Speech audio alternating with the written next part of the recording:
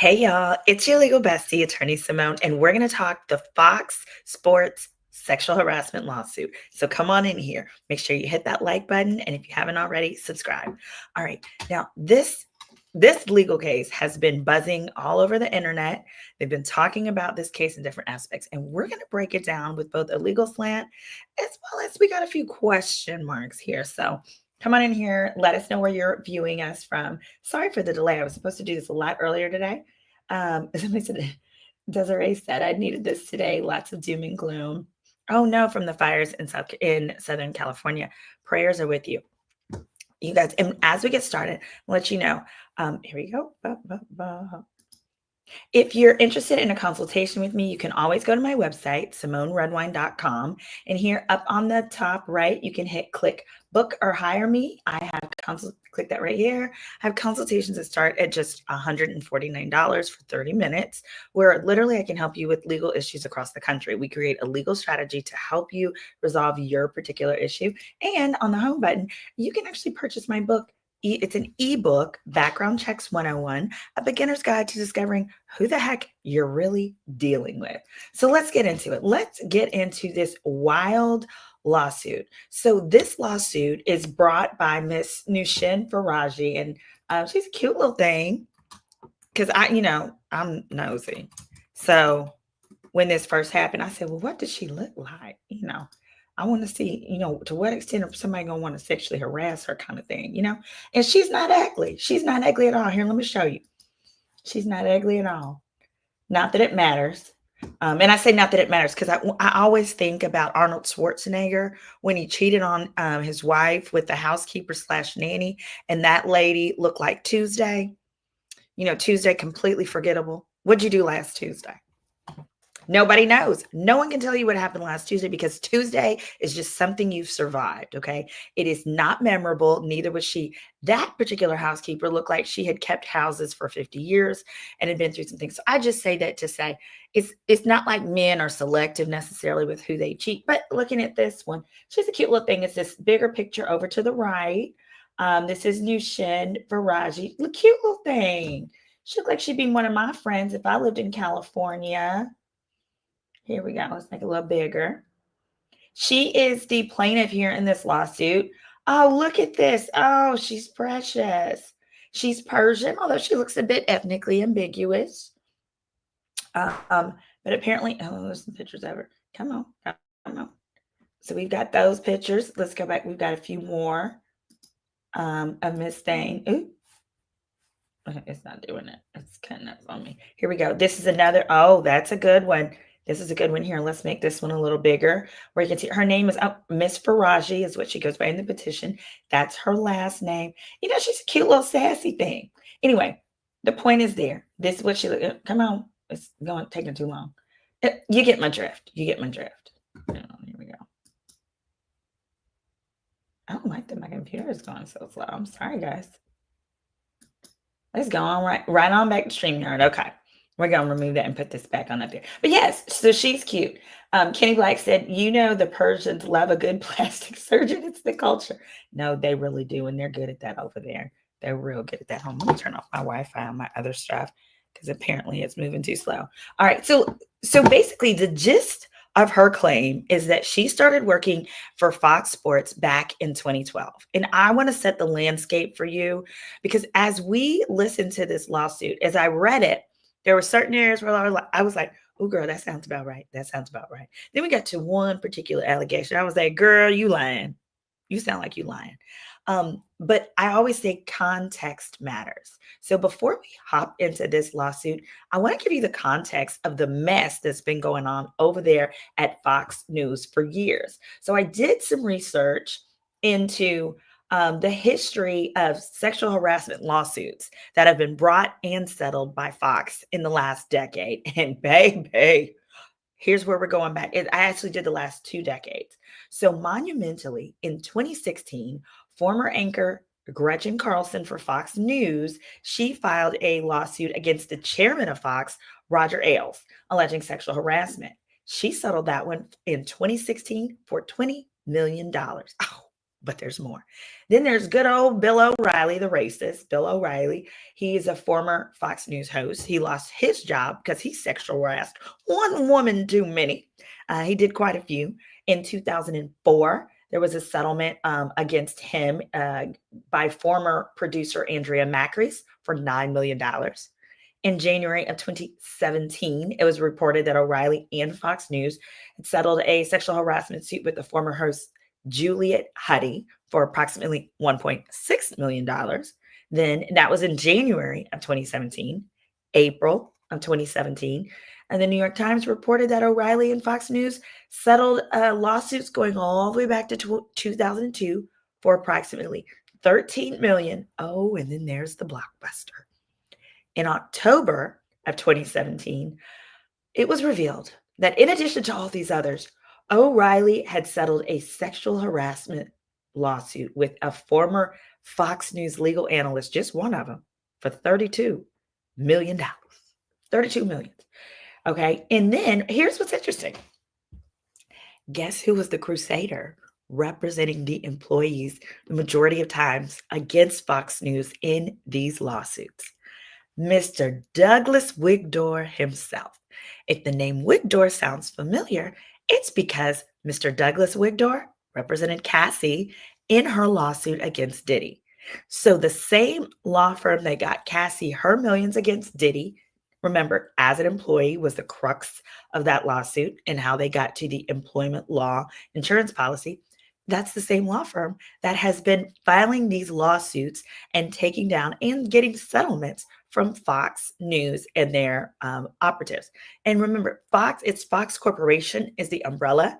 Under it is Fox Sports and Fox News. So the lawsuit we're talking about today. So let me know in the chat if you knew that they had all those settlements in the past, and if you were aware that it was the same law firm that took Fox down for sexual harassment that has propped Cassie up and got her settlement. So I just want to let you know. So in this lawsuit, you'll see here on the front page, the defendant here is Fox Corporation, which then has the sports entities under it. And that's important. I just want to say it's important because throughout this petition, the plaintiff talks about how basically this is how things operate at Fox. Like they don't care. These powerful men feel like they could do whatever they want with no penalty. All right. Now, what's interesting too is she's brought this as a dual lawsuit. It's both a lawsuit where she's making her personal grievances and also as a class action. Hey, y'all. So here's what this means. If you've worked for Fox in some capacity, any Fox corporation in the last 4 years, and you have experienced any of the first 6 under class action complaint, you better call Ms. Thing's lawyers. They will probably take you on contingency, which means no money out of pocket, and work to get you relief along with her. Now, the law firm here that's representing her, to be clear, is called Ayazi Abney. So it is not the Wigdor law firm that got Cassie justice. Hit that like button. Go ahead, hit that like button. In the future. Yes, Kenny said she's writing down Douglas Wigdor for future reference. Yes, if you ever have an employment law lawsuit against a corporation and you are a victim, that's who you want to call. Call Mr. Doug. Call Mr. Doug. All right. So the class action allegations, and this is very believable.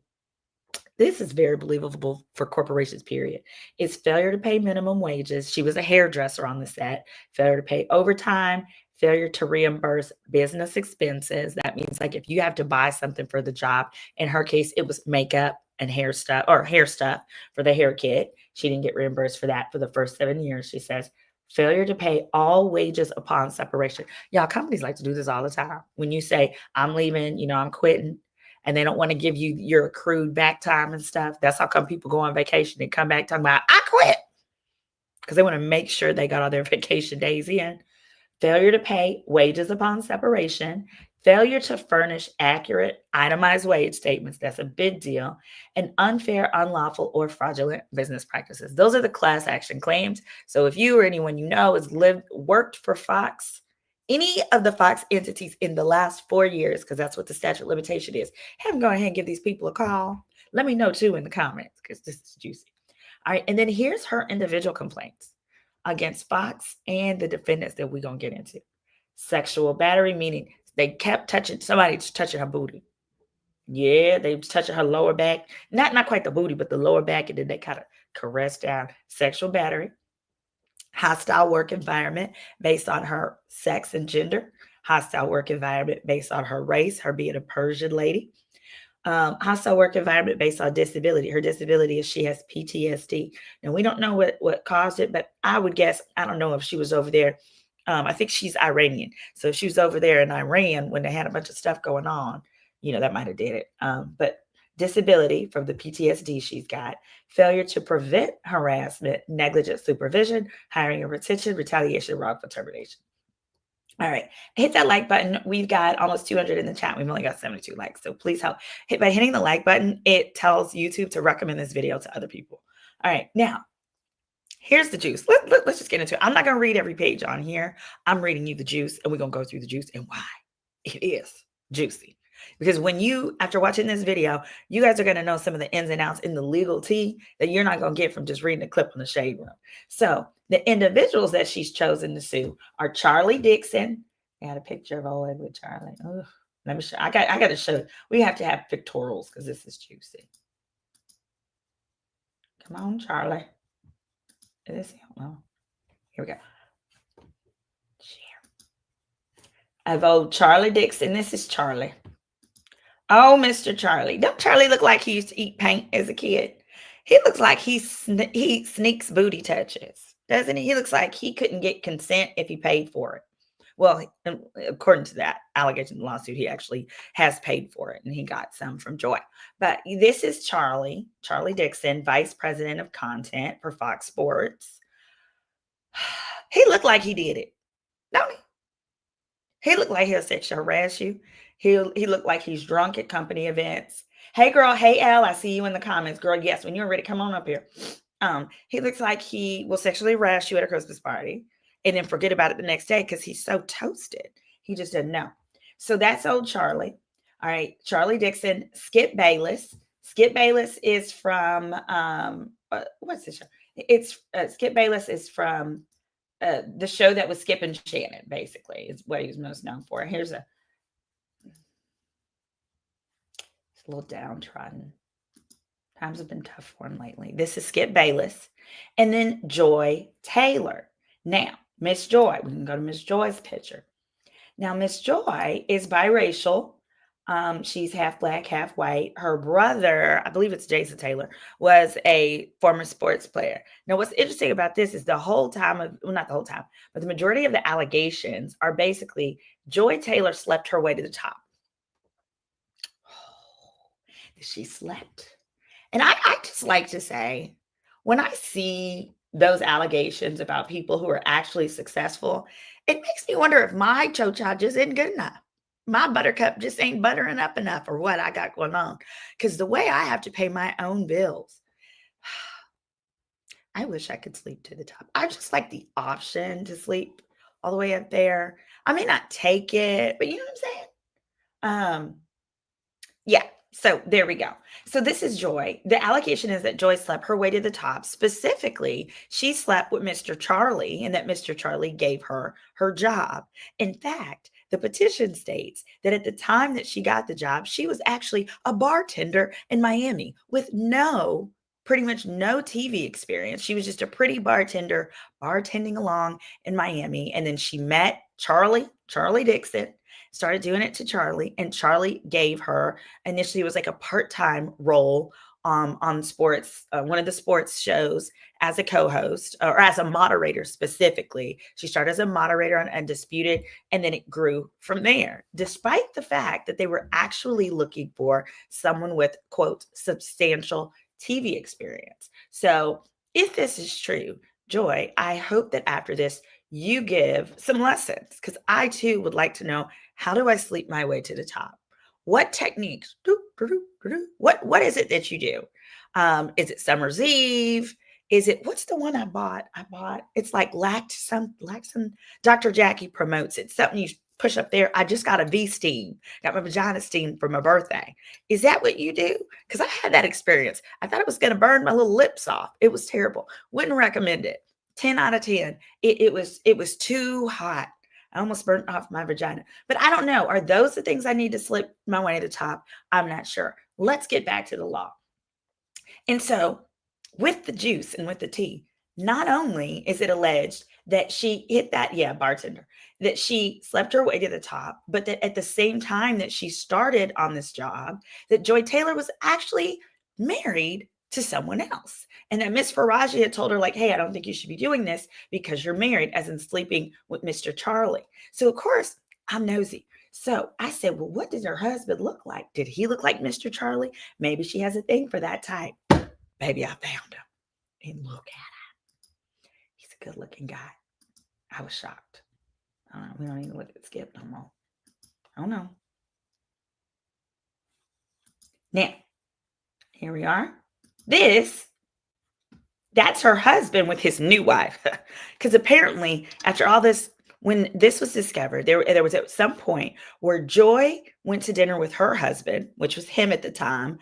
I forget his name. I really don't like saying it because this poor man had been through enough. He really don't need people to know. Ooh, there we go. Knowing all his business. His name was Giotti, something Giotti. Richard Giannotti is what his name was. Forgive me, Richard Giannotti. So Richard, at some point, there was like a double date where Joy and Richard, her husband at the time, and Charlie and his wife went to dinner.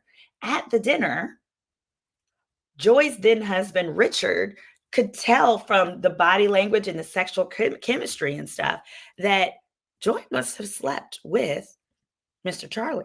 So, and allegedly, that's why he divorced Joy.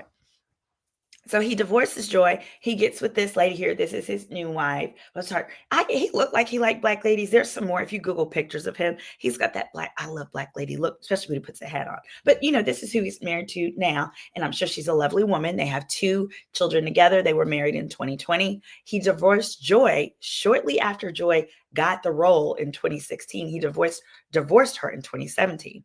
Oddly enough, the petition also alleges that Joy was then engaged to an Earl, not Earl Campbell, but a different guy named Earl. He was cute. He's cute too.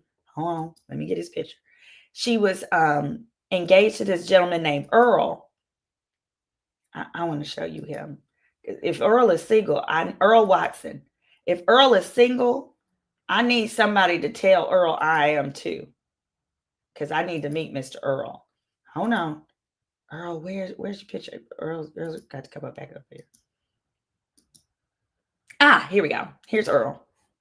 Well, it's not the most flattering photo of Earl, but you get my drift. So that's her and Earl. Allegedly, he was her fiance. They were engaged at a later point after her marriage and divorce and ended in divorce. She was engaged to this gentleman, but he also found out that she was sleeping with allegedly both Mr. Charlie and Emmanuel Acho. Emmanuel Acho, that was the black guy who was dating the girl Yvonne Orry from Insecure. And apparently this gentleman had called off the wedding and told her that if she didn't basically keep her mouth shut about all the drama, that he was threatening to go public with all that she was up to, basically her sleeping her way to the top, allegedly, according to the petition. So it got real nice and messy. And including, it was alleged in the petition that Mr. Charlie, who Joy had still been sleeping with, paid for a portion of like the engagement dinner or the engagement celebration party. And that also Charlie like paid for her birthday party and different things like that. So I just had to bring Earl Watson. And Earl Watson, this is him. He's a former NBA player. Can somebody tell me if Earl Watson is single? If not, could y'all go in his DMs and let him know that I am? Send him like one of my best Instagram pictures or something. I'm a really nice lady.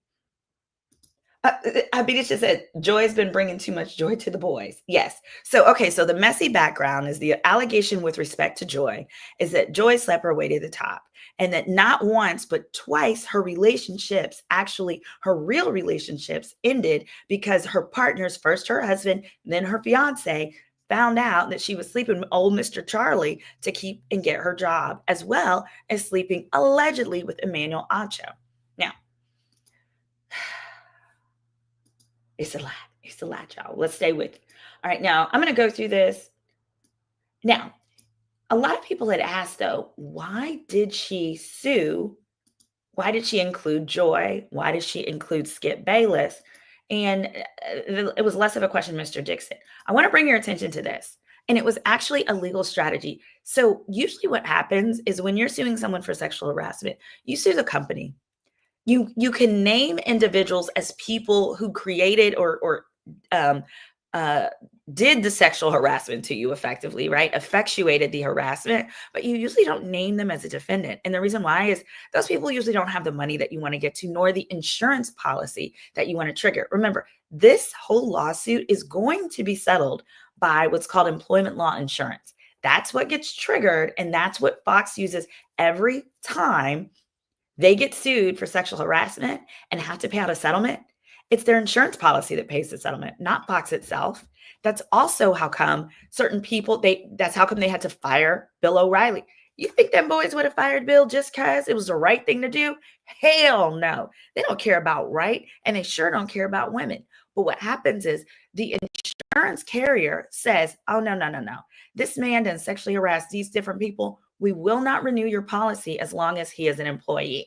That in turn forces the companies to fire people like Bill O'Reilly, who have all the power. Same thing with Roger Ailes, who was the president of Fox. He had to step down because the insurance carrier was like, we just paid out these settlements because this man don't know how to act.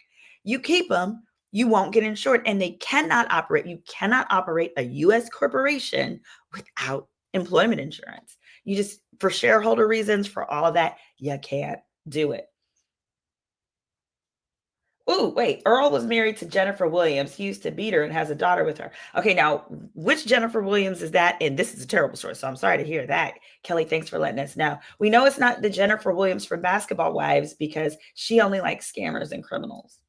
Although that would make him a criminal. All right. So here, I want to be clear. Part of the reason why they personally named Joy and Skip and the other guy is because you see here, it says that they are hey, Al, I'll bring you up in just a second. It says that they are residents of the state of California. It was strategic. That's what I want you to get to understand. And the strategy is this: California is the best venue, the best state of the 50 states to bring a sexual harassment lawsuit in. The juries are the most favorable to plaintiffs, and the law is the most favorable to plaintiffs as well. You guys hear me sometimes talk about my ho-hum girl. We're not friends anymore because as Chris Brown has said, we all know them hoes ain't loyal. But my ho-hum girl actually got one of the biggest former ho-hum girl. Well, she's still a hoe, but she's not my friend anymore. She got one of the biggest sexual harassment settlements in the state of California, despite actually being quite a loose woman, because the law is so much in favor of the plaintiff victim. Though she was in fact a victim, certain things did happen to her. I won't go into that because I don't want you to know exactly what hoe I'm talking about. But stay with me here. All right, so yeah, they added Miss Taylor, they added Skip, and they added Chris Charles Dixon as individuals, not just as employees, so that the case can stay in California court. Otherwise, it would get removed to federal court, which is not favorable. It's slow. It's harder to get the kind of jury that you'd like. There's all these strategic things. So her lawyers, great strategy here. And then in addition, this is going to tie up Joy's money, Skip Bayless's money, and Chris's money. Because what happens is usually these people have to hire their own lawyers. Now, sometimes your company may pay up to a certain amount, but there's going to come a point when there's a conflict of interest between these individual employees' interests in the company. So if Joy has to be able to point a finger at the company, say, well, no, the company told me to do this, or the company permitted such and such, then that means the company can no longer pay her lawyer bills because there's a conflict. So it hops into there. I want to go ahead and add my girl, Elle. Hey, Elle, I'm adding you to the stage. Hello, hello, hello. She is amazing with pop culture. She is amazing with all of the things. And she has on her TikTok page and her Instagram a great rundown of this. And so I would love if you could get into the rundown, if you could help us. We just started with the initial. I want you to talk about what for you were some of like the most astounding claims, and then we can kind of go to it in the petition as needed. Because I get bored. My ADD, the way it's set up, I don't like just reading my pages. Okay. No, my ADD killed me during these 42 pages. And child, I don't understand. First of all, I want to say that I gave the recap of the lawsuit word for word from the lawsuit. So the people telling me that I didn't read it was like ridiculous. But the part that stood out to me, aside from Miss Faragi just naming all of the people, was how strategic Fox Sports, FS1, whomever was in keeping the skeletons in the closet to foster and facilitate the hostile work environment. Like, my thing has been, and I feel like I've been fighting for my life in my comments, if Joy wants to be passed around like your old home girl, that is her prerogative. But at the point in which somebody steps to you and says, home girl, the person who you letting do you like a rag doll is firing other people because they won't let him do them like a rag doll. You know what I'm saying? Like, it's only benefiting you. And I get, like, do the best you can with what you got. I get it. You know what I'm saying? Like you said earlier, if somebody was trying to buy it and I was still single, we might could possibly come up with a number, maybe, allegedly. But if you are using that as a bargaining piece and tool amongst other people who say no thank you, that's where it gets murky for me. Yeah, so basically you're saying that Joy was using her power and her influence and then using that to basically run Faragi off the set. Faragi and all of the other ladies, later on in the document, when Faragi finds out, this is after Joy is done sleeping with Charles, well, not even done sleeping with Charles Dixon, but this is when Faragi finds out now that allegedly, possibly, she might be messing with Emmanuel Acho as well. Faragi has a sit down with a person who asked to remain anonymous, and she gets all this information. She brings it back to Faragi to say, hey, like, Mr. Dixon is firing people who won't sleep with him, who won't like do what you're doing. And that girl was like, okay. Yep. And exactly. Okay, so let's get to how it started. Okay, so she gets her job in 2012. She gets the job because she's doing the hair of a Fox executive, a female, Gail Berman. She's doing a good job, and basically Gail recommends her to the show. So she starts in 2012, part-time, working for the show. And then in 2016, she becomes a full-time hairstylist for the show. That's when she meets Miss Taylor. And specifically, she said she met Miss Taylor. At the time, Miss Taylor did not have a regular position, but would fill in on a day-to-day basis when talent was sick or otherwise needed time. Miss Taylor told Miss Faragi she recently married, but that her husband remained in Miami and that she was lonely in LA. That's the husband that later divorced her because he found out she was cheating with old Charlie, allegedly. Because why would you invite everybody to dinner? Yeah. That was weird. So then it says, then in approximately May 2016, Miss Taylor asked Miss Faragi to meet for a drink in Santa Monica, where Miss Faragi arrived. She found Miss Taylor was there with an older man, Fox News exec, Mr. Charlie, Mr. Dixon, okay? And it says when Mr. Dixon went to buy them another round of spicy margaritas, Miss Faragi asked, who was he? Miss Taylor responded that he was just a friend, but didn't say, hey, he's all of our bosses, basically. How do you forget that one? Hello? And that night, whenever Miss Faragi would meet her for drinks, she would, let's see, I'll make this bigger. From that night on, whenever they met for drinks, either Mr. Dixon would be there as Faragi got there, or he would join them later and he would cover the tab. Yeah, he would cover the tab, and he would either arrive with Miss Taylor or show up later in the night and leave with Miss Taylor. That's how she started putting two and two together. He'd buy the rounds of drinks, and from their body language, she suspected the pair were sleeping with each other. And although this concerned her, she knew Miss Taylor was recently married. She kept her opinion to herself. Good girl. Right.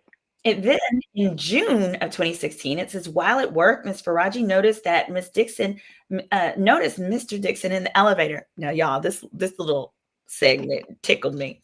This is some dingbat shit I would do. She said, surprised by the coincidence, Faragi found Miss Taylor and told her excitedly, hey, girl, the guy who always buys our drinks was in the elevator. Miss Taylor quickly silenced Miss Faragi. Shh. The way my granny would when she'd be in the grocery store and she'd run into one of those misters, those men that skedaddle with. She'd be like, shh, don't talk to Mr. Jackson in public ever. It said, Miss Taylor quickly silenced Miss Faraji, explaining who he was. Miss Faraji became alarmed and warned Miss Taylor that such a relationship was unsafe. Miss Taylor told her, don't worry about it. Miss Faraji continued to be friends with Miss Taylor, but tried to distance herself as she considered the situation dangerous as well as morally wrong, as Miss Taylor and Mr. Dixon were both married. I seriously would be like, hey girl, the guy from the club is in the elevator. I could totally see myself doing that. And I thought this story just kind of set up her naivete. I don't know how long she's been in America, but it definitely set up her naivete for 100%. There was plenty of times where I was reading the doc and I'm like, you're not used to peopling on this level, huh? No. And then it says, in July of 2016, word spread among Fox employees about a new show. It's going to be a big deal that was going to star Skip Bayless and Shannon Sharpe. It was known that Fox was looking for a woman, quote, with significant TV experience to also star. Therefore, it came as a surprise when Fox announced that Miss Taylor, who was a bartender and a radio host in Miami with very little TV experience, would be a moderator of the new show, a sports debate program, Shannon and Skip Undisputed. Here's the thing, just FYI, if you have to supplement your radio show hosting with bartending, you're probably not getting enough hours at work. You're not doing it right. And so when I went and I checked her Wikipedia, because I'd be looking. Yeah. She was a radio show host up until that point at her college. This was not like, and then it was something that was like, it was an AM channel from college. And then since I've done this breakdown, child, some people who used to know her back in Daytona made their way to my inbox and they were like, this ain't new behavior at all. They said they were surprised that she girl bossed her way all the way up to FS1, but they were not shocked. Nobody in Daytona was shocked by the behavior. That's believable. That's believable. It says, then Mr. Bayless, Skip Bayless, later disclosed to Miss Faraji he did not want to work with her on the show, but that Mr. Dixon, that's Mr. Charlie, who she'd been sleeping with, was adamant that Miss Taylor should star. At first, Mr. Dixon arranged a dinner between Mr. Bayless and Miss Taylor, where she arrived in provocative clothing and acted in a provocative manner. FYI, y'all, she's known for pulling out them big old titties. Pulling out those titties. She's not a little person, okay? Like me. Do the best I can with what I got. She likes carbs and she's got curves, okay? And it said when she was dressed provocative, it said when that did not change Mr. Bayless's opinion of her, Mr. Dixon asked him to approve of her as a favor to him. Reluctantly, Bayless agreed to do so as a favor to his friend, because keep in mind, Mr. Charlie is everybody's boss. And then it says, but then in August of 2016, Faraji attended a dinner with Miss Taylor and her husband and Mr. Dixon and his wife. During the dinner, Miss Taylor's husband became suspicious that Miss Taylor and Mr. Dixon were having a sexual relationship. Soon after the dinner, Miss Taylor's husband found evidence of the inappropriate relationship and divorced her. Mm-hmm. In approximately September, the next month, Undisputed started. Miss Taylor requested Miss Faraji do her hair in approximately November 2016 after not allowing anyone to touch her hair. And I'm going to tell you this right now. She probably didn't let nobody because nobody else probably knew how to deal with black hair. I can tell you the Persians can be real good with doing our hair. Some of them, not all. But generally, when I be on the set, I want someone who has experience with that texture. But this is Skip Bayless not allowing anybody to touch his hair. Oh, never mind. You're right. He had a hairstylist, and we don't know what happened with them. But in November of 2016, he abruptly stops allowing anybody to touch his hair, and then wants Faraji to. Miss Faraji, and now that's why I showed y'all that picture of her as a young little tender, so you can see how some people, my. Victory Phoenix, you're in timeout. Talk about her. Stop it. Hit that like and subscribe. That is funny. Kieran has a good point. Says Shay must be LOLing at Skip's humiliation. Oh, he is. We are him. Shannon Sharpe and Michelle, okay, are at the house, kikiing, rubbing their feet together by all of this, because it also makes all of this bravado that Skip had for Shannon on the show make a little sense. Absolutely. And then Chase Nichols says, oops, Dixon will be fired too, but says Joy is more likely to get fired. absolutely Joy is more likely to get fired. But the allegations against Joy are a lot more vague. The allegations are a lot more like Mean Girl. Yeah. And there are allegations that she says she wants a Black girl to do her hair after 7 years of Faraji doing her hair. I can't be mad at that because I always want a Black person to do my hair when I'm on set. I have had horrible experiences. I was a kid actress, y'all, for those who don't know. And my mother used to have to get up at 5 a.m. to do my hair because we knew that going on set, I was going to look like a pickaninny if it was left to the others. They have nobody to do their hair. I used to do like the little news segments, like this is how you do your day tonight.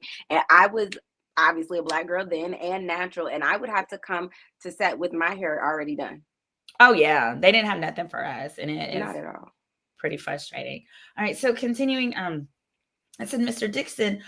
This is Mr. Dixon gropes Miss Faraji um, after putting her on Undisputed. I want you guys to tell me in the chat, do you believe this particular allegation, the groping?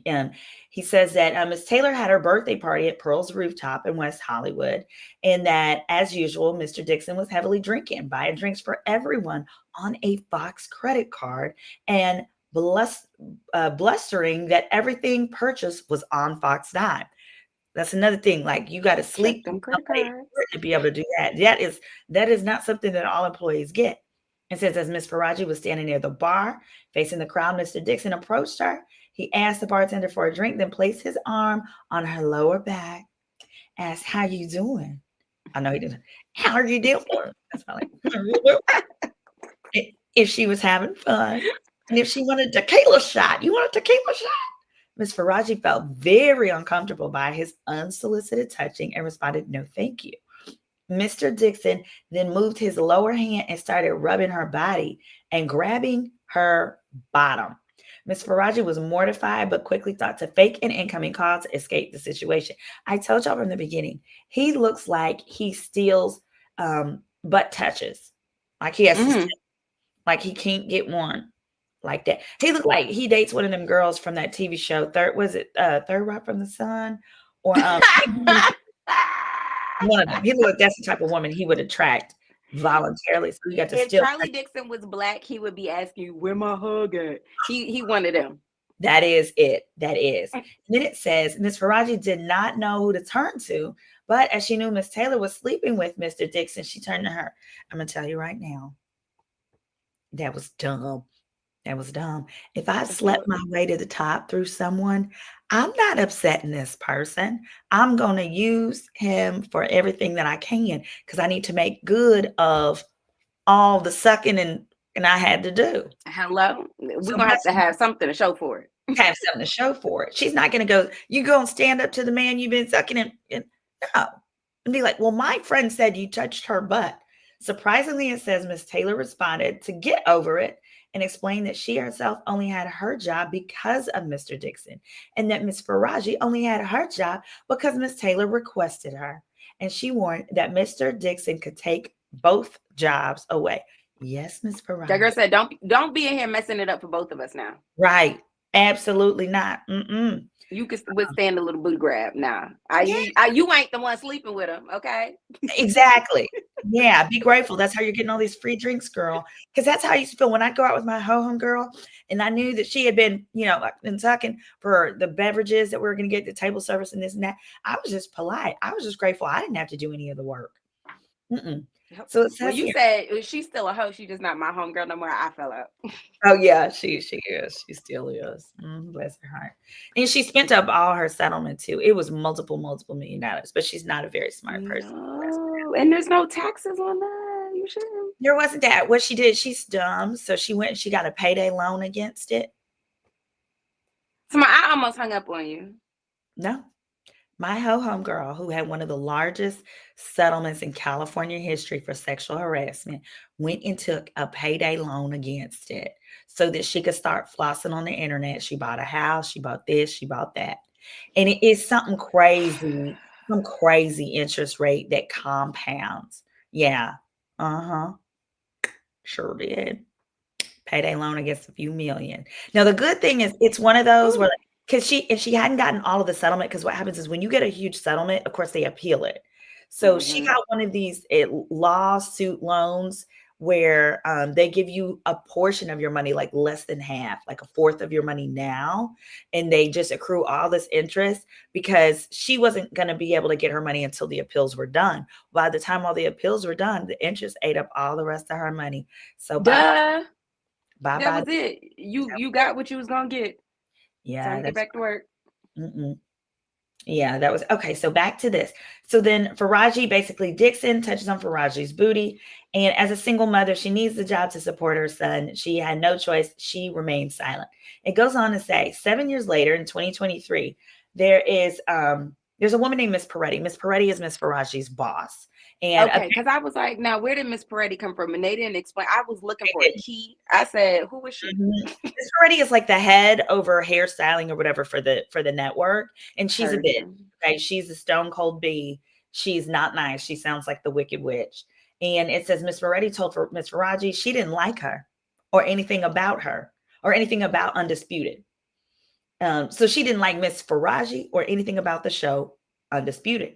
Miss Peretti expanded that she had already scheduled someone for hair on Undisputed when Mr. Dixon called her and told her that she must put Miss Faraji on the TV show Undisputed this time. Miss Peretti told Miss Faraji, I didn't like that. That's not how things should be done. In other words, the boss of everybody, Mr. Charlie, Mm-hmm. calls down to the hairdressing department and tells the hairdressing manager that they got to put Miss Faraji on this show. Because Miss Peretti is like, I don't want anybody telling me what to do.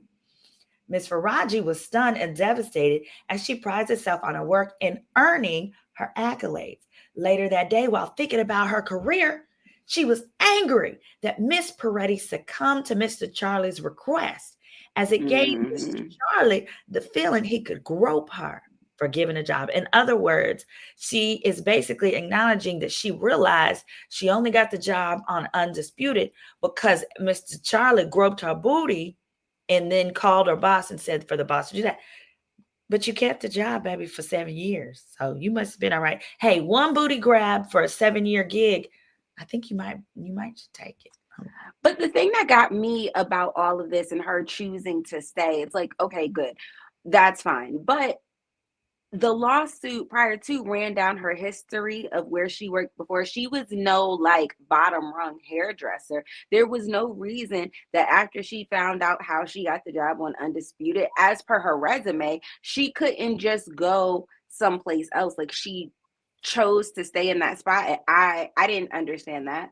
Also, Miss Peretti seems like that type of gatekeeping person who comes off as mean, but Miss Peretti knows what's going on and Yeah. she keeps her girl safe.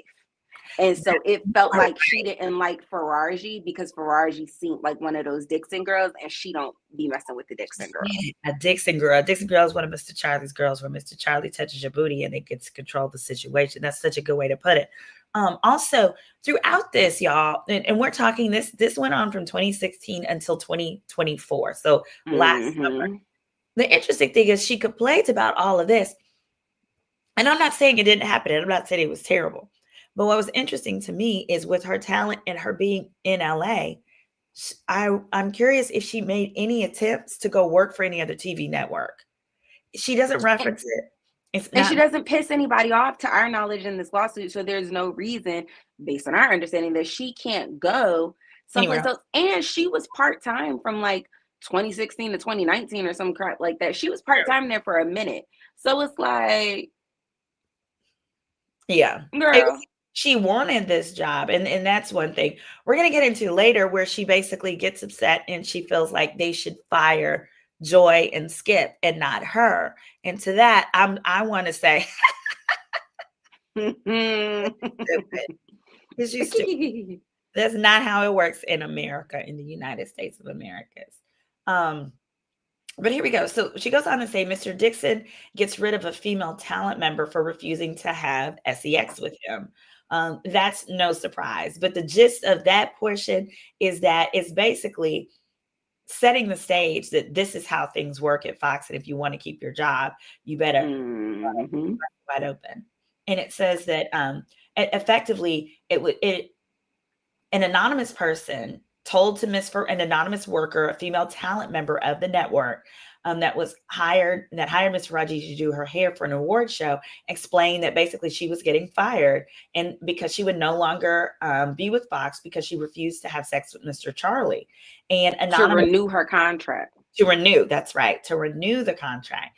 And that Anonymous further conveyed that Mr. Dixon was doing this to other women, that she, Ms. Faraji, should warn Ms. Taylor to be careful, and that a talk show host had recently actually reported Mr. Dixon.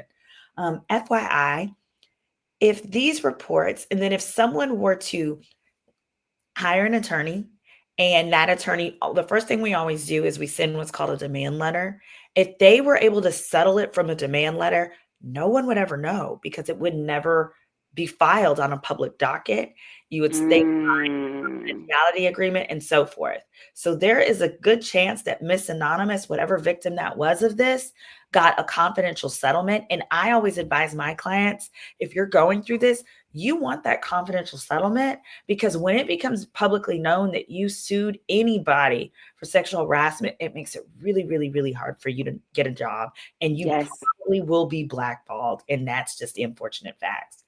And then it said, following the lunch, Miss Faraji told Miss Taylor to convey what Anonymous had told her.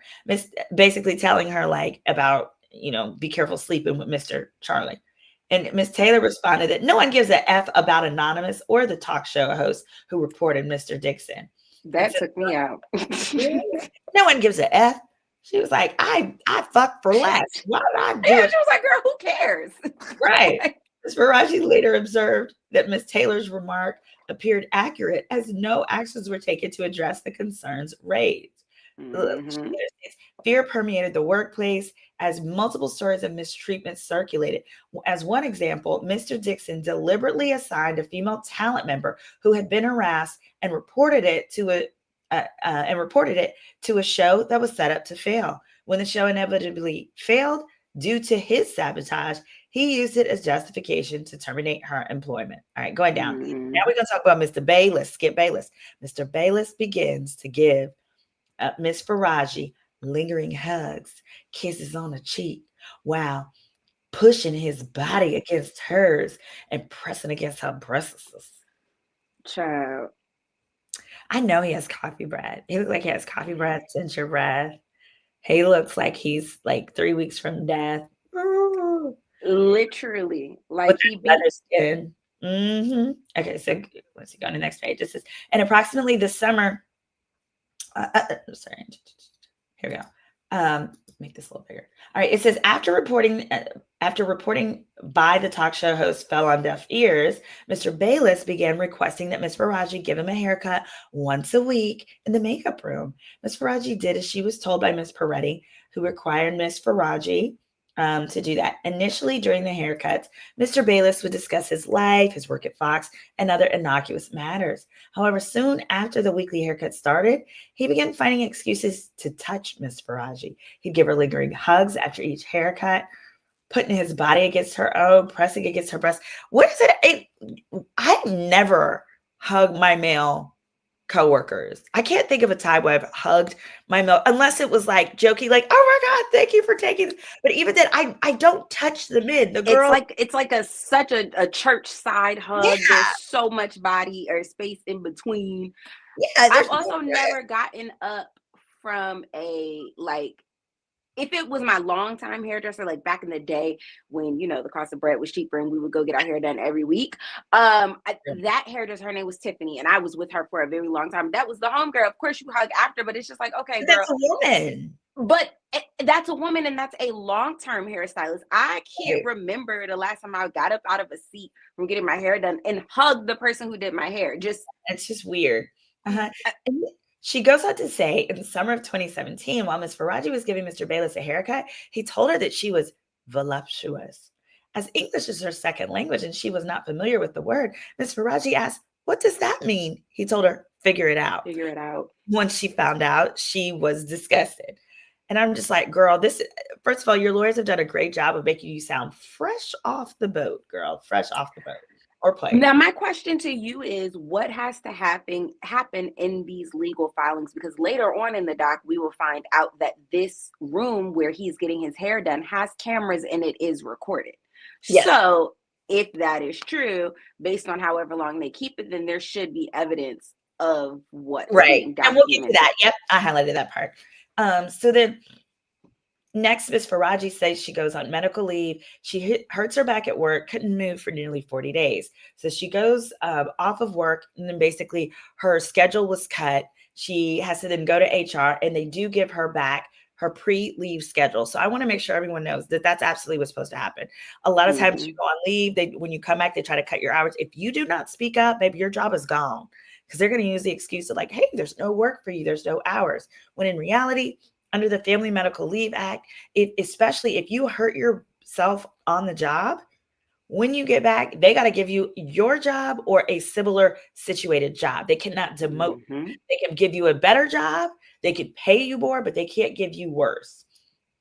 And for Miss she basically complained multiple times with HR and was upset about that. All right. Then she goes on, Ms. Faraji remains on Undisputed and is also asked to join the herd. Now, the point of this segment is she's using this to illustrate, hey, she must have been doing a good job if you have now given her additional shows. She says throughout her whole tenure at Fox, Mr. Cowherd, who is the host of the herd, was professional and respectful to her and her coworkers. In other words, he didn't try to touch her booty, and she's not making any allegations against him. But she says around this time, after learning of Miss Taylor and Mr. Dixon's sexual relationship, Miss Taylor's then fiance, Earl Watson, broke off the engagement and threatened to go public with all that he knew. On information, Mr. Dixon paid for the wedding deposits in an informal exchange for her fiance's silence. In other words, once he called it off, money was still due. Yes. That man said, I ain't finna pay this.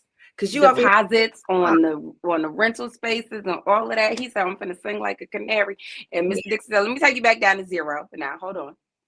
Give you back all the money you lost. We'll square you away. You won't keep your girl, but she was for the streets anyway. Just shut up. Okay, y'all, this girl, I'm available. Y'all get in his DMs. Don't send him how I look today. Send him one of my best pictures off my Instagram. All right, I need to go follow him on Instagram. I'm sorry, Mr. Earl, if you're married now, I'm sorry to your wife. I don't know. I'm just talking. But if you're single, so is Simone, you know. I'm smart, and I don't sleep with my boss or coworkers. I am the boss. Well, sometimes I sleep with myself, but anyway. Mr. Diaz, yes. And now it says Mr. Diaz racially and sexually harasses Ms. Faraji. Now, for Ms. Faraji, we'll just go into this. In 2019, Bobby Diaz mocked Ms. Faraji for her pronunciation of English words and sexualized the way she was eating fruit. Ms. Faraji did not respond. She kept her eyes glued on the monitor. And it says, it goes on to say, Mr. Diaz openly gropes, harasses, and does inappropriate things with women at Fox. On information and belief, he has not been fired reportedly due to his role in supplying cocaine to numerous Fox employees and talent, even after an incident where he removed his pants on live TV. That's powerful. Oh, that's powerful. That's a good supplier, okay? They said, listen, Mr. Diaz is crazy, but the strain is pure. We got to keep him. Yeah, they say, okay, deal with that. It says Miss Taylor, again, uses her sexuality to get on the show. Now we're going to bring in Emmanuel Acho. All right, it says in February of 2020, Miss Taylor asked Miss Faraji to meet her for lunch in Beverly Hills. When she arrived, she found Miss Taylor was with a man, Emmanuel Acho. Miss Faraji did not know Mr. Acho, but could tell that the two were romantically involved.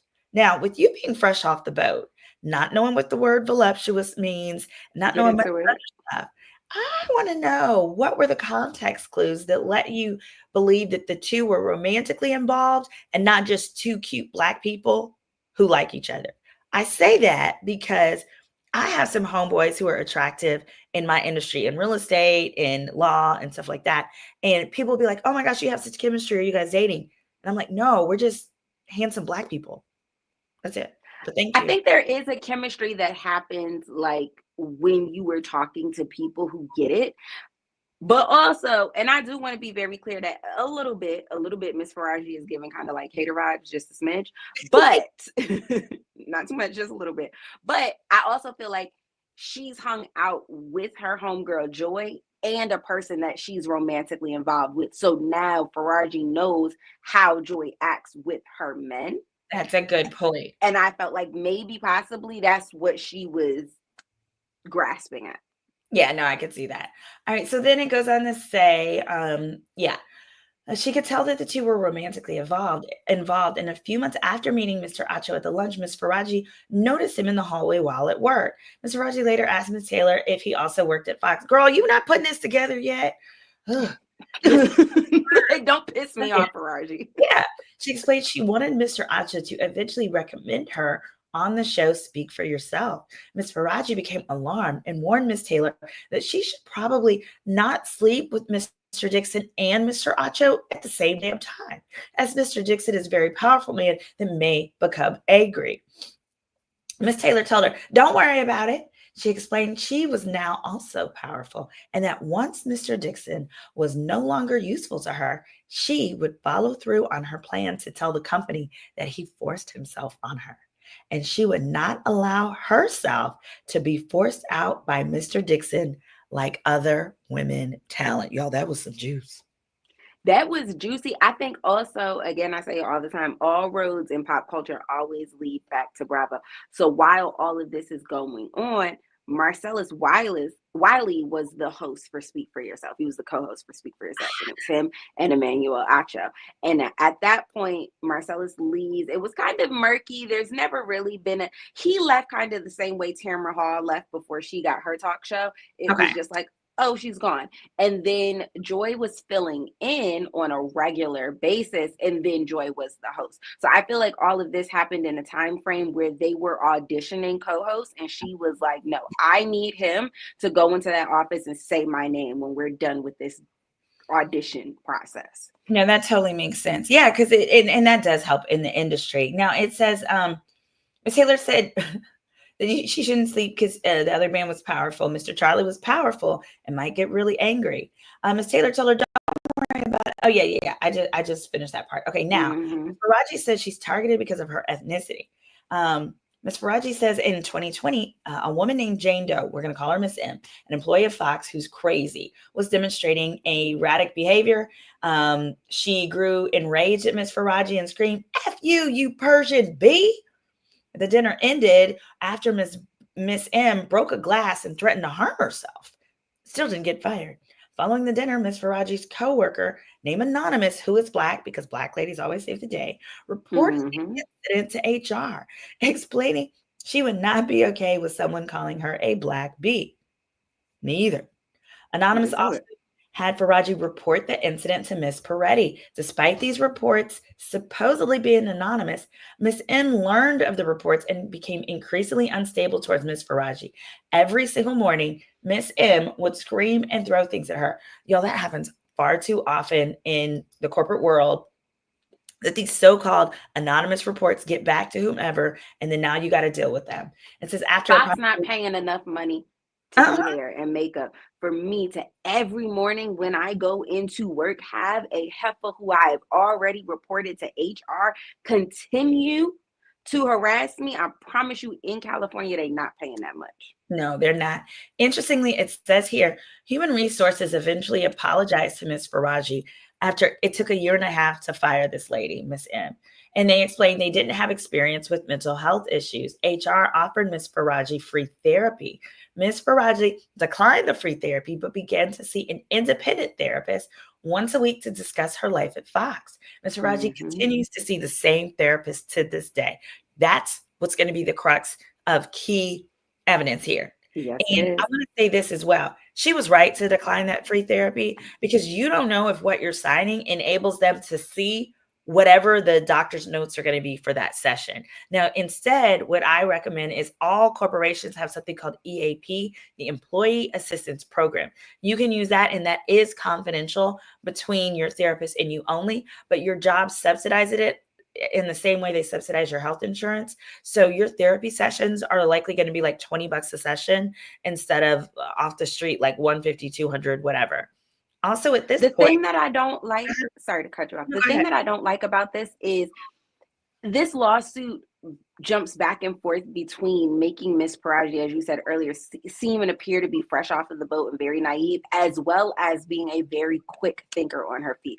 The way that she was able to allegedly pivot out of the Mr. Dixon situation was very quick on her feet. The way that she pivoted out of the alleged first incident with Skip Bayless is quick on her feet. And then also, as you pointed out, her saying no thank you to the therapist that Fox was providing, although it doesn't say that she did that for the reasons that you mentioned, it's very that coded. So that also to me leans towards an understanding of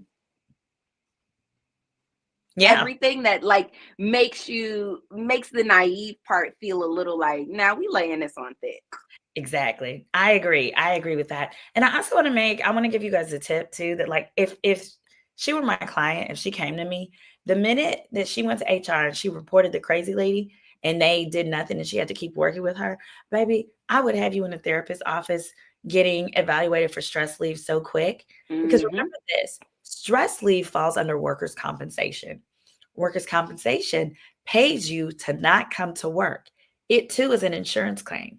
And what happens is, in the same way, insurance carriers do not renew insurance if you continue to have bosses that sexually harass, because it increases the cost of settlement.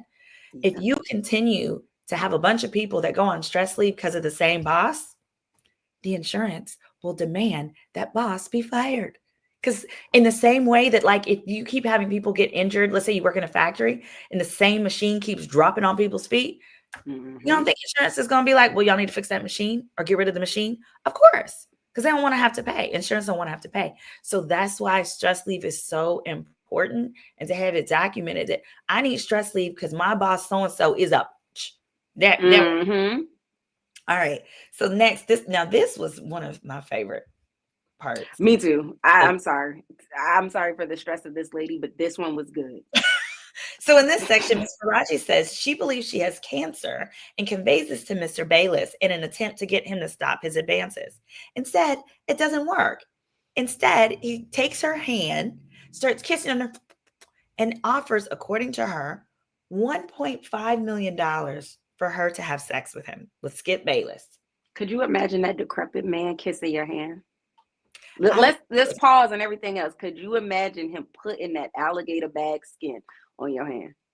No, I don't want it.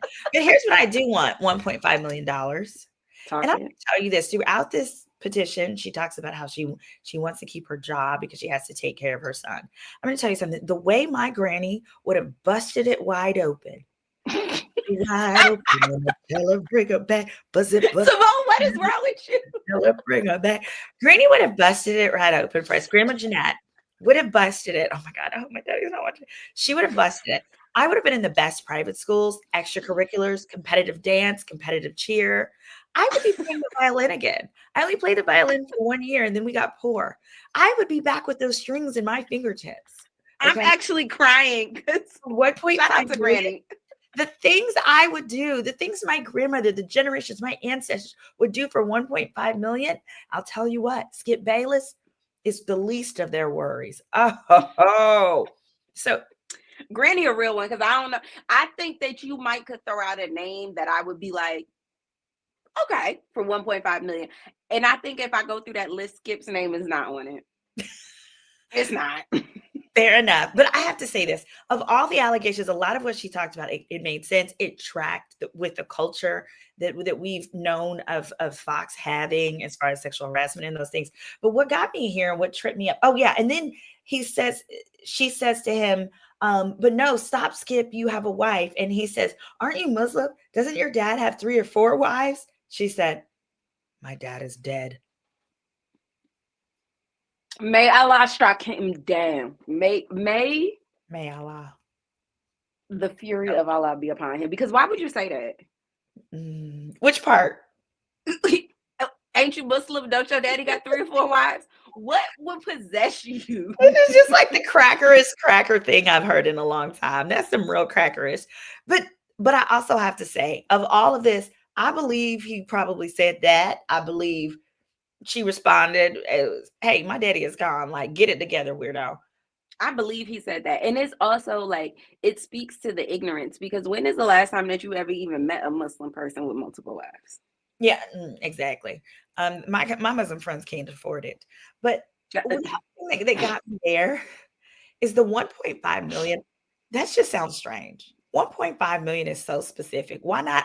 Now I can hear him saying, "Sleep with me, I'll give you $1 million." But Yes. 1.5? That just doesn't sound right. Why not 2? Why not 3? 1.5 is just such a specific number. What happened to the other half bill, Skip? It sounds like he been putting little money to the side that his wife didn't know about since the moment he met Faraji, and now he like, oh, this bank account. Listen, Any how day. does 1.5793 sound? Yeah. That's right. That I don't believe. I believe he may have said, I'll do whatever. I'll give you $1 billion. Like, men are stupid. They'll say stuff like that. But Yes. I have trouble believing the 1.5 specificity. What do y'all think in the That man comments? said that's all the money that's in the account, the one account that my wife can't get her hands on. You could have the whole thing. Yeah, hit that like button, guys. It says, I believe that 1.5 million was not just for one encounter. Of course, I think it was to be his girlfriend. He more than likely wanted her to be his side piece and offered it to be able, but it's still just a weird number. Like I could, it's just very strange. But yes, People okay. So normally deal in even numbers and stuff. It's like, you want 2 million, you want 1 million, so then it goes, 500,000. and she's at this point, she in this section she talks about, and we're almost done, guys.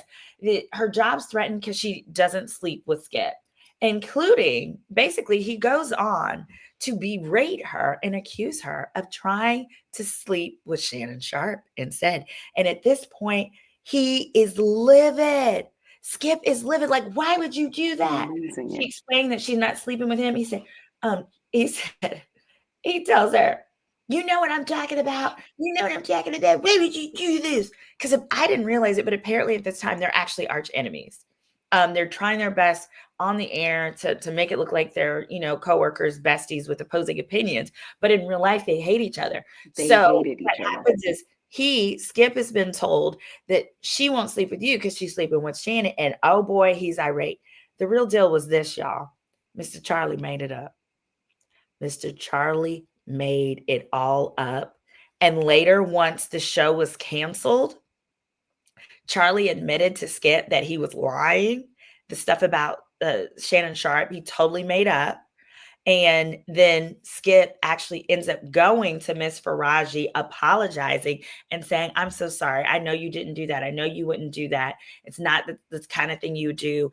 But Charlie lied to me and told me that you did. So that says to me, y'all, that Charlie was probably the cause of the friction between Shannon and Skip. So Shannon and Skip, I know they busy. I know they probably not watching this tonight. But Shannon and Skip, y'all might want to think about y'all's relationship, because it sounded like Mr. Charlie was back there intentionally pitting the two of you guys against each other with his little nasty ass. I also feel, and this is me being a girl and knowing that men are the messiest people in the world, right? I also feel like Shannon is a lot of things when it comes to this internet stuff, but I do feel like Shannon has a very real moral grounding, and I don't feel like Shannon was with that mess. Like, I'm not sleeping with nobody to get him no job. Like, listen, these girls outside of the studio throw it at me on a regular basis. I go to Savannah, I'm the man, I don't want none of that. And I feel like Charlie felt like, oh, you think you better than us? Yep. And then inserted the drama. Yeah, this is a total soap opera, Nazra. GLS made a great comment. She said Marcellus Wiley and Jason Whitlock made a joint post today. They tied loose ends. They feel that Joy and Emmanuel were working to replace them. People were actually warning Marcellus. See their post. Ooh, thank you, GLS. Yes. Thank you. Oh, wow. Marcellus Wiley said that he is considering legal action. Go for it. Absolutely. Well, okay, and let me speak to that real quickly, which is that, so if the workplace rule is you got to sleep your way up to the top, that literally is sexual harassment against men, because men can't do it unless they're gay sometimes. you don't have the same, you literally don't have the same opportunity to rise in the ranks or even create the same job security. So there are ways in which you too can have a legal claim simply by virtue of the fact that you don't have access to the opportunity to sleep your way to the top the way that the women were. Even though some of the women probably did so unwillingly. Now, lower in this section in 2022, Ms. Faraji talks about actually using a recording device. So she had been going back and forth with Skip accusing her of sleeping with Shannon. And so it says here, oh, this one is one of my favorite. It says Ms. Faraji arrived in the makeup room, turned on a recording device, put it on the table, and waited. Oops. Sorry. And waited for. So Shannon was watching. Yes. Yeah. In the meantime, two of Faraji's coworkers who were privy to Mr. Bayless' actions went into other talent members' rooms that were adjacent to listen in on the convo. Mr. Bayless then arrived at the makeup room for Miss Faraji to cut his hair in accordance with his regular schedule. Mr. Bayless knew that the makeup room was always recorded and clearly states, "This room is bugged," he says. During their conversation, Mr. Bayless stated he would hate for her to lose her job, but she can't be, quote, "doing a big thing with my arch rival." She responded by reiterating that being polite to Mr. Sharp is part of her job. Mr. Bayless responded, "Bullish, bullish, bullish. I'm calling bullish on you." Mr. Bayless then warned that he doesn't want her to lose her job over this. Ms. Faraji responded, she wasn't going to lose her job because she's a great hairdresser. Girl, shut up. Shut up. Mr. Bayless, if you were so great, go somewhere where they wasn't putting you through this. Right. Like, you know that's not how this works. Mr. Bayless responded, "I have love for you, and I have for 6 years, and you hurt me, and you are ruining this." And he continued to threaten her job. So this is what this says to me, that she and her lawyers must have that recording somewhere. In this recording, even if it just says that is great evidence. Because he's talking in code, especially if you have him on tape saying this room is bugged. That is consistent with why he would then talk in code and not necessarily speak as directly. Yeah. And then it goes on to talk about how he tried to ask her to come to his house and cut his hair. And she was like, no. And that her therapist helped her work through that. The other part that's interesting is by them including the stuff about the therapist, which I would not have done in a complaint, but that's for the media. That's going to come into play. That's for the media so that we would feel like, okay, there's going to be people that are going to substantiate her claims. It's also because that therapist, because remember, this is back in 2022, is going to have specific notes, and those notes are then going to come into evidence, are going to be some of the evidence that she uses to support her claims. Because under the law, if you are reporting something to a doctor immediately when it happens, then that's not considered hearsay. It's not hearsay, and that is evidence that can be relied on. She then goes on to talk about her being targeted for her disability. So this is important. She said in October of 21, her friendship with Ms. Taylor ended. Ms. Taylor then began insulting her on a personal and professional level. And then in June of 23, basically, Miss Taylor started complaining about how annoying Miss Faraji was. Now, don't get me wrong. I do believe Miss Faraji was annoying. She sounds annoying here. She sounds like a negative Nancy. She sounds like she sounds like a tattletale. She does sound like annoying. That's fine. Definitely a little tattletale energy. Yeah. But it says here that basically Miss Taylor was mocking her because she hums all the time, but that her humming is a PTSD response. Here's the thing, Miss Faraji, don't nobody care. Don't nobody care. And it does not have to be excused under the American Disabilities Act just because you are referring to it as PTSD.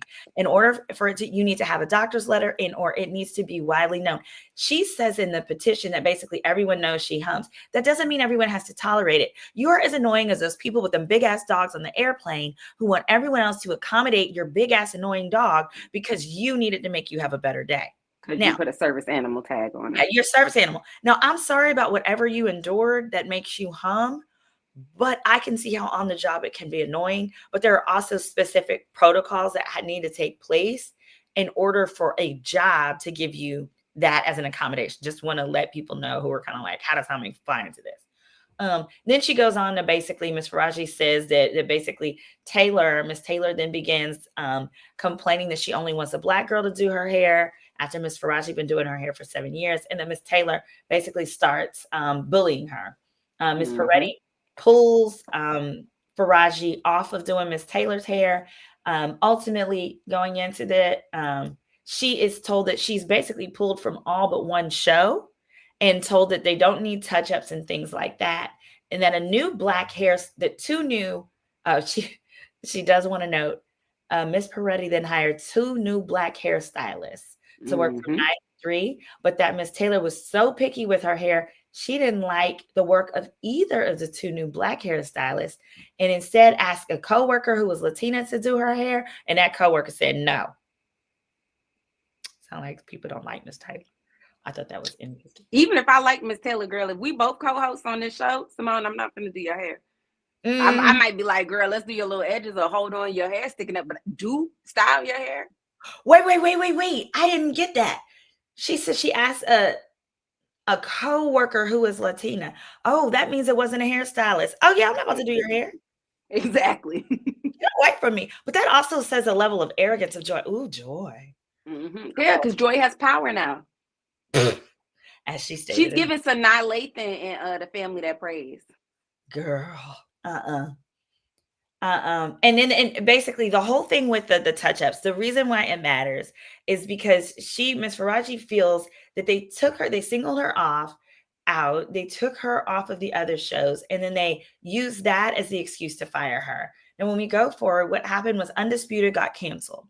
So they used that initially as the reason to cut her hours and tell her services were no longer needed. But she's saying she was still working on 2 other shows, and therefore she still believes that she was needed. She believes this was retaliation for all of the other things that she's reported. She had a pending case with HR, complaining against these things and so forth. Also, interesting, she specifically, there was a Miss Doe who was in HR, who starts this investigation. Basically, Miss Faraji complains that she's being targeted for her PTSD. Well, in the investigation that's supposed to be focused on her PTSD and how she's being treated, the HR rep, who we'll call Ms. Doe, it says she changed the conversation and quickly asked her whether she made any public comments about Mr. Dixon and Ms. Taylor having sex.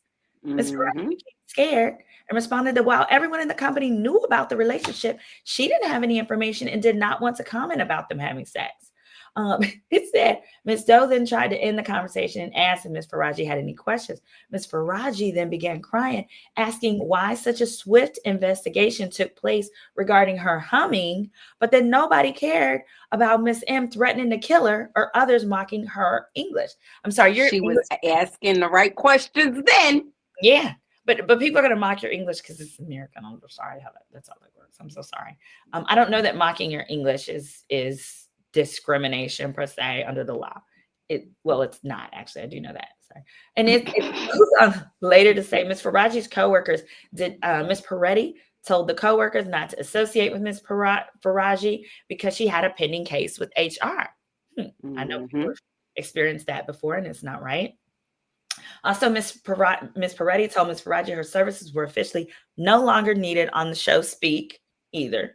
And then it states that there was someone named Miss Kim Bouvet, the executive vice president of HR, had a meeting. And in that meeting, it said when Mr. Bayless arrived, Miss Bouvet and Miss Drucker told Mr. Bayless, don't worry, that his job was safe. The 2 of them started interrogating him on whether he had a romantic relationship with Miss Faraji and whether she had offered him sex. Oh, baby. So it sounds like somebody, perhaps Miss Taylor, when the investigation went into them, said, oh, well, let me tell you how Miss Faraji is fucking Skip. Yep.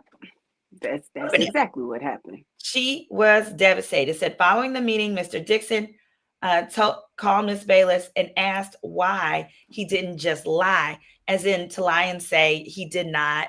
Hold on, to lie. Oh, let me move that back. This is important. It said on October 18th, Mr. Bayless told Ms. Faraji that Mr. Dixon was continuing to push him to ask for a different hairstylist, but Mr. Bayless refused. Ms. Faraji's diary entry for that day states, "I feel desperate. I don't know how to save my job, blah, blah, blah." And then it says on October 20th of 23, Mr. Bayless told Ms. Faraji that Mr. Dixon had threatened his job because he continually requested Ms. Faraji. And that because Skip still wanted Miss Faraji, and Dixon told him, stating he would rather have another pretty girl on Undisputed over Bayless anyway. Basically, he wanted to get rid of Bayless. And Bayless told him he still loved her and confided that Mr. Dixon was the one who had told him Faraji was sleeping with Mr. Sharp. Yep, she then gets fired. The show was canceled, and basically she felt like it was all pretext, that she did not deserve to be fired. She goes on to talk about her life afterwards. I don't really care about that.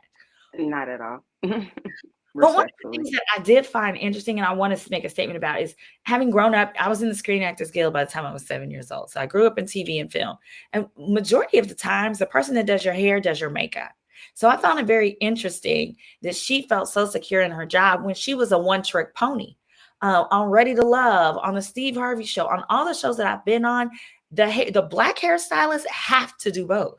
They're required to both be makeup artists and hairstylists. So I thought it was very interesting that she felt so entitled to her job when she didn't do makeup. She only did hair. Now touch-ups is what she would say. But I found that interesting. But overall, what do y'all think of her allegations? What do you think, Elle? I think overall, I'm believing the general crux of it. I do think the specificity of the 1.5 million is a little like, girl, I don't know about that. I definitely think there's some there. And then in the spaces where like the 1.5, I definitely think she's laying it on a little thick. And I think that there is a little bit of mincing girl chat with, oh, you could put this in the document. Some of it kind of feels like she told the whole story to the lawyer, and the lawyer was like, we could use this. I agree.